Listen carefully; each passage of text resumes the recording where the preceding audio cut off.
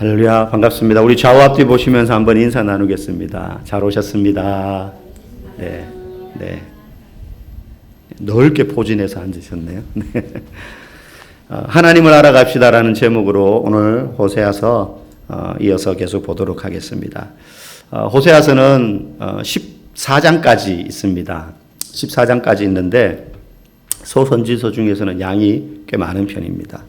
근데 이제 오늘 읽은 4장부터 마지막 14장 끝까지는 앞부분은 이제 하나님이 호세아에게 사명을 주시고 또 그 사명의 내용이 음탕한 여인 고멜을 네가 아내로 맞이해라. 그럼에도 불구하고 또 도망가요. 근데 그 여인을 다시 데리고 와라. 이제 그게 지난주 3장의 내용이었죠. 그것처럼 본 남편인 나를 버리고 우상에게 간 이스라엘 백성들이지만 그래도 내가 그들을 사랑해서 그들을 다시 데려오겠다라는 걸 호세아에게 그렇게 음탕한 여인 고멜을 다시 돈을 주고 사와서 아내로 데리고 살라 하는 것처럼 내가 이 백성을 끝까지 사랑하겠다. 다시 구원해내겠다. 그 의미를 호세아에게 삶으로 나타내라. 그렇게 말씀을 하셨죠. 이제 4장부터 마지막 14장 끝까지는 호세아가 계속 설교하는 내용입니다. 요즘으로 따지면 그게 한 9개 정도 나와요. 설교 9편이 계속 진행되는데 그 중에 이제 첫 번째 설교에 오늘 해당되는 게 4장 전체 내용입니다. 제가 이제 어릴 때 시골에 가면 시골이 제가 살고 태어난 곳은 아니지만 방학 때마다 갔었기 때문에 아주 어릴 때부터 그 시골 풍경을 잘 압니다. 가면 이제 방학 내내 한 달 내내 있었거든요. 근데 가면 이렇게 여느 마을들이 그 당시에 대부분이 그랬던 것처럼 마을 입구에 당나무라고 아시죠, 그죠? 어른들은 큰 마을을 지키는 수호신과 같은 나무가 있습니다. 엄청 컸어요. 어린 마음에 볼 때. 그게 저희 시골에 양쪽에 있었습니다. 양쪽에. 거기서 이제 가끔 저는 그걸 실제로 본 적은 없지만 제 아버지가 어렸을 때 할아버지가 거기 사실 때 예전에는 거기서 한 번씩 이렇게 마을의 평안과 안녕을 기원하면서 연초에 굿을 한 번씩 했대요. 나중에는 그 굿하는 문화는 사라졌지만 그건 봤어요. 그 명절 때가 되면 단오 이럴 때가 되면 그 풍물패들이 동네를 막 돕니다. 농악 막 깽가리 치고 하면서. 그러면 어떤 집들에 들어가면 화장실도 들어갔다가 장독대도 들어갔다가 그러면서 돌고 한 동네를 쭉, 그날은 이제 마을 잔치하는 날인 거죠. 쭉 돌고 와서는 그 당나무에 가가지고 거기서 굿은 아니지만 약간 거기서 이제 옛날 굿한 그런 어떤 의미와 같은 제례 비슷한 행사를 해요. 그래서 그 당나무를 중심으로 막 온 마을 사람들이 꽹가를 치면서 막 북을 치고 장구를 치고 하면서 이렇게 돌고 놀았던 그런 기억이 납니다. 지금은 오른쪽에 있던 나무는 이미 다 이제 뽑아버리고 거기를 이제 복개도로로 만들면서 흔적도 없지만 왼쪽에 있는 나무는 아직까지 남아있어요. 근데 지금 그런 문화는 사라졌죠. 거기가 이제 약 운동기구가 있는 앞에는 이제 버스 정류장이 있고 그냥 그렇게 되어서 풍물패가 그런 것도 하지 않고 젊은 사람들 다 떠나고 없으니까 사라졌지만 어릴 때는 그랬던 기억이 있습니다. 그걸 본 기억이 있어요. 아마 우리나라 곳곳에 그런 일들이 다 많았을 거예요. 그걸 심각하게 우상숭배다 이런 생각을 하지도 않았을 겁니다. 그런데 기독교인의 관점에서 볼 때는 그건 명백한 우상숭배죠. 참 우리나라 사람들은 그런 종교성이 강한 것 같습니다. 조그마한 산만 있으면 동네에 다른 산에 비하면 높지도 않은데 그 동네에 가장 높은 야트막한 산이라도 하나 있으면 거기 가서 빌고 제를 올리고 뭘 만들어 놓고 마을에서 제일 높은 저 언덕 부분에는 사당 같은 걸 지어 놓기도 하고 거기서 제사를 드리고 이런 일들이 비일비재했었습니다. 오늘 본문에서 이 호세아 선지자가 끊임없이 지적하는 것이 음행입니다. 음행. 근데 여기서 음행이란 육체적인 음행을 의미하기도 하지만 본질적으로 하나님을 떠나 우상숭배하는 것을 음행했다라고 지금 계속해서 호세아 선지자는 말하고 있어요. 영적으로 간음했다. 영적으로 음란한 짓을 한 거라는 거예요. 그러면서 오늘 1절부터 이 땅의 문제가 뭐냐, 그 죄의 양상이 무엇인지를 쭉 고발해요. 우리 1절 말씀 앞에 화면 보시고 읽어볼까요? 이 땅 주민과 논쟁하시나니 이 땅에는 진실도 없고 인애도 없고, 진실도 없고 인애도 없다. 진실이 없다라는 말은 하나님을 향한 그들의 신앙 고백과 실제 삶의 행위가 다르다는 거예요. 하나님 앞에서는 하나님을 찬양하는데 나가서 살 때는 전혀 하나님을 생각하지 않는 거예요. 우상을 따라 사는 거죠. 진실도 없다. 그리고 인애도 없다. 인애라는 말은 구약 성경, 특별히 선지서에 자주 등장하는 단어입니다. 히브리어로 우리 교회 찬양팀 이름이 헤세드 찬양팀이거든요. 헤세드라는 단어예요. 헤세드. 이 헤세드는 인애라는 건 사랑이라고 단순하게 표현할 수도 있지만 하나님이 이스라엘 백성에게 베푸는 사랑.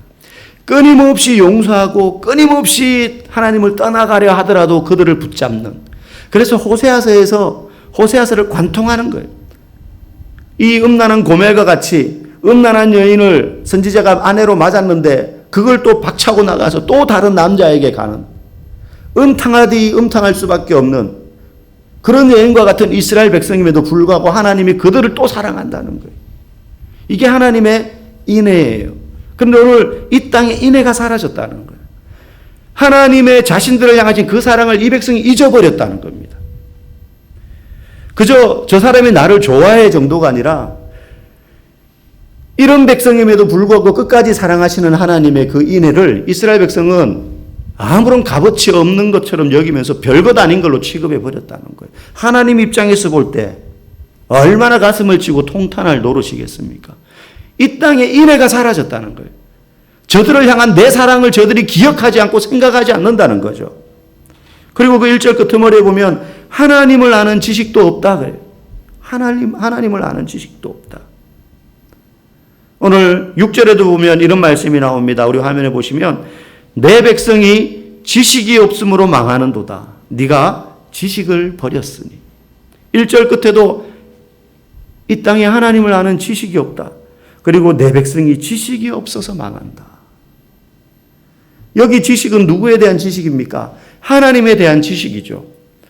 이건 단순히 하나님은 이런 분입니다. 하나님은 창조주십니다. 하나님은 우리의 주인이십니다. 입으로 고백하고 문장으로 표현할 수 있는 지식이 아닙니다. 우리가 공부해서 아는 지식 정도가 아니라 내가 공부해서 배워서 하나님이 이런 분이다라는 것을 알았는데 실제 그런 하나님을 삶에서 경험한다는 뜻입니다. 하나님과 매일매일 교제한다는 의미입니다. 우리가 주일날 말씀을 듣고 나면 목사님이 오늘 이렇게 말씀을 잘 풀어주셨네. 하나님이 이런 분이구나. 그러면 한 주간 그 말씀을 붙들고 실제 살아내면서 그 들었던 말씀 속에 하나님이 오늘날에도 내 삶에 이와 같이 역사하시고 실제하시는 분이구나라는 사실을 경험해 보는 것입니다. 그게 하나님에 대한 지식이라는 뜻입니다. 지식. 이스라엘 백성이 우상을 섬기면서 정작 하나님을 경험하고 하나님과 교제하는 삶을 살지 않게 돼버린 거예요. 그러니 하나님에 대한 지식이 없는 거죠. 하나님의 이름을 모르고 율법을 모른다는 뜻이 아닙니다. 율법 잘 알죠. 그 율법의 내용도 알죠. 심지어 뜻도 압니다. 그런데 실제 그렇게 안 사니까 하나님과 교제할 수 없는 거예요. 하나님의 도우심도 경험하지 않고 하나님의 은혜도 모르고 하나님의 치유도 모르는 거예요.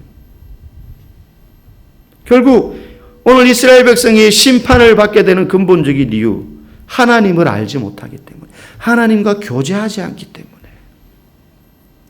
아니 어쩌면 이미 하나님에 대해서 많이 들었는데도 별것 아닌 것으로 알고 다 잊어버렸는지도 모르겠어요. 우리는 오늘날 그러면 어떻게 하나님을 경험할 수 있습니까? 첫 걸음은 하나님에 대해서 배워야 돼요. 배워야 됩니다. 코로나 기간에 교회를 나가지 않게 된 성도들이 우리 지역에도 많이 있습니다. 목사님들을 만나봐도 아직까지 예전에 출석하던 그 예배 참석 인원을 회복하지 못한 교회들이 굉장히 많더라고요. 온라인 예배가 자연스러워졌습니다. 예전에는 여한 일이 있어도 주일날 교회 현장에 나가서 예배를 드리는 것이 예배지 어쩔 수 없이 온라인 예배를 드리면서도 마음에 이거는 예배가 아닌데라는 생각이 들었다면 요즘은 이것도 하나의 예배지 너무나 자연스러워졌고 충분히 나갈 수 있는데도 불구하고 굳이 나가지 않는 그런 시대가 되었습니다. 그런데 하나님에 대해서 배우는 것은요, 온라인 예배라든지 그저 불특정 다수, 얼굴도 모르는 성도들에게 설교하는 그 목사의 설교를 내가 화면으로 본다고 해서 하나님에 대해서 알아가는 것이 절대 아니라 1대1 소그룹을 통해서 1대1의 만남을 통해서 그 속에서 가르치는 자와 배우는 자의 인격을 통해 하나님이 어떤 분인지가 알려지고 전달되는 부분에서 우리는 하나님을 알아갈 수가 있는 거예요. 만약에 하나님에 대한 정보나 지식만 알면 된다고 하면 저도 굳이 여러분들에게 이 저녁에 나와서 예배에 참석하고 설교를 들으세요 할 이유가 없습니다. 그냥 적어가지고 편지로 보내도 되고 카톡으로 하나님 이런 분입니다. 성경에 이런 구절이 나옵니다. 이 구절은 이런 뜻입니다. 그냥 그렇게 공부하세요. 외우세요. 이러면 돼요. 근데 하나님은 그렇게 해서 알 수가 없습니다. 그래서 유대인들은요, 원래 밥상머리 교육을 굉장히 중요시 여겼습니다. 밥상머리 교육. 아버지가 아들에게 매일 하나님에 대해서 얘기해 줘요. 모세오경에 대해서 읽고 설명해 줍니다. 아버지가 읽고 아들이 읽고 너 이게 무슨 뜻인지 아니? 아들이 몰라요. 그러면 이 구절은 이런 뜻이야. 우리의 조상 모세를 통하여서 하나님께서 우리 조상들을 이렇게 인도해냈어. 그때 이런 일이 있었는데 그러면서 계속 아들에게 전해주는 거예요. 우리를 위하여 하나님이 어떤 큰 일을 하셨는지를 가르쳐 왔어요. 그런데 우상 숭배를 하면서 하나님에 대한 관심이 없어지면서 그 지식이 사라져버렸습니다. 사라져버렸어요. 오늘날 우리도 마찬가지입니다. 예배만 잘 드려도 물론 좋은 일입니다. 예배 잘 드려도 인생이 바뀔 수 있습니다. 그런데 예배만으로는 부족할 때가 있어요. 예배를 통해서는 우리는 하나님의 영광스러운 임재를 경험하고 또 훈련과 양육 같은 걸 통해서 구체적으로 성경을 살펴보고 그것을 내게 적용하면서 삶 속에서 나를 만지시고 변화시키시고 내 삶을 어떻게 바꾸시고 개선시키는 어떻게 인도하시는지 그 하나님을 경험할 때 우리는 하나님에 대한 지식을 소유하게 되는 거예요. 아, 내가 머리로 알던 하나님이 실제 그렇게 살아보니 그 말씀이 맞구나. 하나님 정말 이런 분이구나. 어떤 한 여집사님이 계세요. 우리 교회는 아닌데 제가 옛날에 대구에 있을 때부터 알던 집사님이세요. 저랑 같은 교회였던 적은 없습니다. 그분은 다른 교회 집사님이세요. 강의를 이제 하러 오셨다가 알게 되었는데 보통 이제 성도들은 교회에 가면 이제 목사님들을 만나 뵙거나 하면 뭐 기도 부탁을 한다든지 어려운 이야기를 많이 하잖아요. 그래서 대부분 성도들이 목사님에게 찾아올 때는 참 무거운 이야기들을 가지고 옵니다. 뭐 막상 목사가 당장 어떻게 해결해 줄 수 없는 일들도 많이 있잖아요. 그죠? 말씀으로 권면하고 기도하겠습니다. 또 붙잡고 기도해주고 그런 정도 이제 대응을 하는데 이 집사님은 이제 교회 가면 보통은 이제 그런 성도들이 오면 목사님 기도하겠습니다. 그러면 이제 감사해서 뭐 식사 대접을 하기도 하고 목사님에게 선물을 주기도 하고 보통 이러는데 이 집사님은 교회 가면 교육자 사무실에 있는 목회자들이 너나 할 것 없이 먼저 일어나서 이 집사님한테 데이트 신청을 하는 거예요. 이제. 집사님 내가 밥 사줄게요. 오늘 나랑 잠깐 이야기 좀 합시다.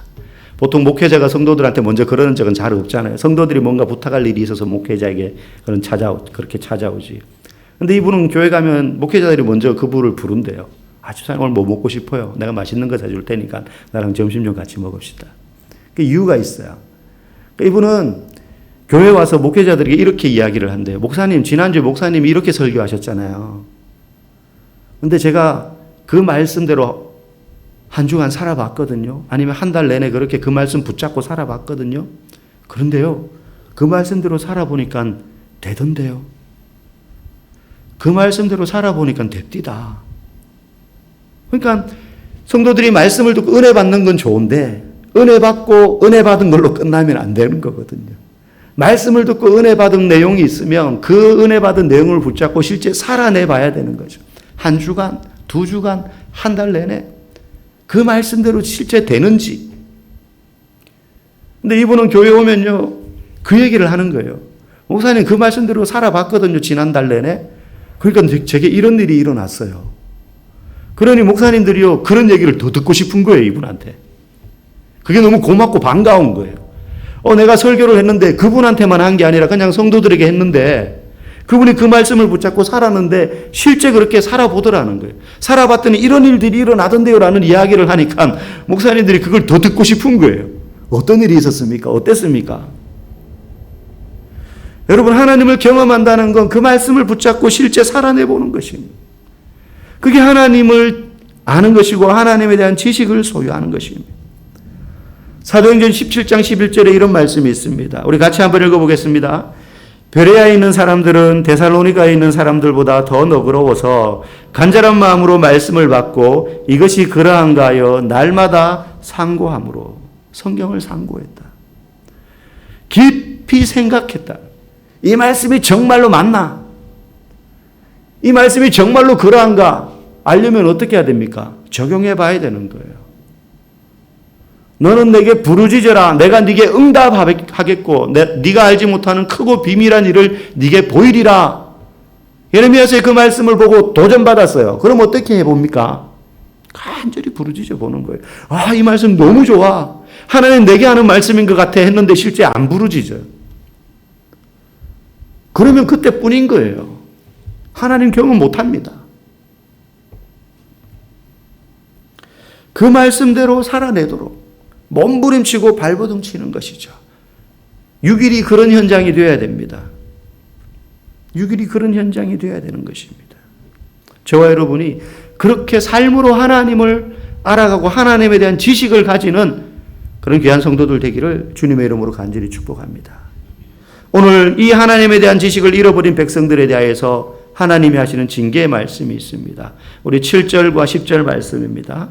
그들은 번성할수록 내게 범죄하니 내가 그들의 영화를 변하여 욕이 되게 하리라. 10절 그들이 먹어도 배부르지 아니하며. 하나님 없는 경제적인 번영, 하나님 없는 세상의 성공, 그건 복이 아니라 저주가 되겠다는 거예요. 그들은 번성할수록 내게 범죄하니 그들의 영화와 번성이 변하여 욕이 되게 하겠다는 건 부끄러움 당하게 하겠다는 거예요. 부끄러워지도록 만들겠다는 거죠.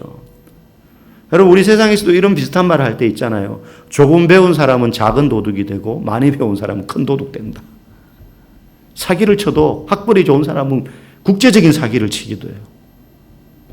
좋은 학벌과 실력을요, 선한 마음을 가지고 공익을 위해서 사용하기보다 이기적인 마음으로 개인의 욕망을 채우기 위해서 쓴다면 그 좋은 학벌과 머리가 오히려 사람을 망하게 할 수 있어요. 더 많은 사람에게 폐악을 끼칩니다. 하나님에 대한 지식 없이, 다시 말해서 하나님을 경험하지 못하고 무늬만 교인이라면 우리가 이 세상에서 아무리 성공하고 번영하더라도 그 성공과 번영이 오히려 그에게 부끄러움이 될 거라는 거예요. 왜? 하나님을 경험하지 못하고 성공하면 성공할수록 범죄하기 때문에. 세상에서 아무리 좋은 것 먹고 좋은 옷 입고 좋은 자리에 올라도 그게 그 사람을 정말로 윤택하게 하지 못하게 될 수 있다는 거예요. 하나님을 경험하지 않은 채 산다면. 그래서 예수 믿지 않는 자의 번영을 우리가 부러워할 필요 없는 거예요. 예수 안 믿는 사람이 유명해지고 성공하고 높은 자리에 올라가는 것을 우러러볼 필요가 없어요. 오늘 본문에서 마지막 15절부터 19절까지는 남쪽 유다 지역에 하시는 말씀입니다. 유다 왕국 15절 말씀 같이 읽어보겠습니다. 이스라엘아 너는 음행하여도 유다는 죄를 범하지 못하게 할 것이라. 너희는 길갈로 가지 말며 베다웬으로 올라가지 말며 여호와의 사심을 두고 맹세하지 말지어다. 이스라엘은 그렇게 하더라도 유다는 죄를 범하지 않게 될 것이다. 그들이 선하게 착하게 산다 이 말이 아니라 하나님이 그들을 더 지켜줄 거라는 거예요. 그래서 선한 왕들이 중간중간에 계속 나타나죠. 여기 말하는 너희는 길갈로 가지 말며 베다웬으로 올라가지 말며, 이 말은 길갈은 한때 선지 학교가 있던 북이스라엘의 한 지역이었어요. 그런데 이 현재 호세아와 아모스 선지자가 활동하던 시대에는 거기가 우상숭배의 중심지가 됩니다. 베다웬은 베델의 또 다른 이름이에요. 베델이 어디입니까? 여로보암이 처음으로 북이스라엘의 왕이 되자마자 베델과 단에 금송아지를 만들어 놓고 이게 하나님이다라고 하면서 북이스라엘 백성들에게 이걸 섬기라고 했잖아요. 거기가 베델이에요. 거기 가지 말라는 거예요. 유다 백성들에게 그 길갈과 같이 베델과 같이 그러한 곳으로 가지 말라는 거예요. 여호와의 사심을 두고 맹세하지 말라. 이 말은 이스라엘 백성들이 북이스라엘 백성들이 우상을 섬기면서 하나님께 드리는 예배를 모방하면서 여호와의 이름으로 맹세한다. 이런 소리 하지 말라는 겁니다. 지금 유다에게 하는 경고입니다. 오늘 우리에게도 그런 경고가 마찬가지로 들려질 수 있어야 되는 것입니다. 결국 북이스라엘은 마지막 19절에 그 최후 어떻게 될 것이라고 예언하시느냐? 같이 읽어봅시다.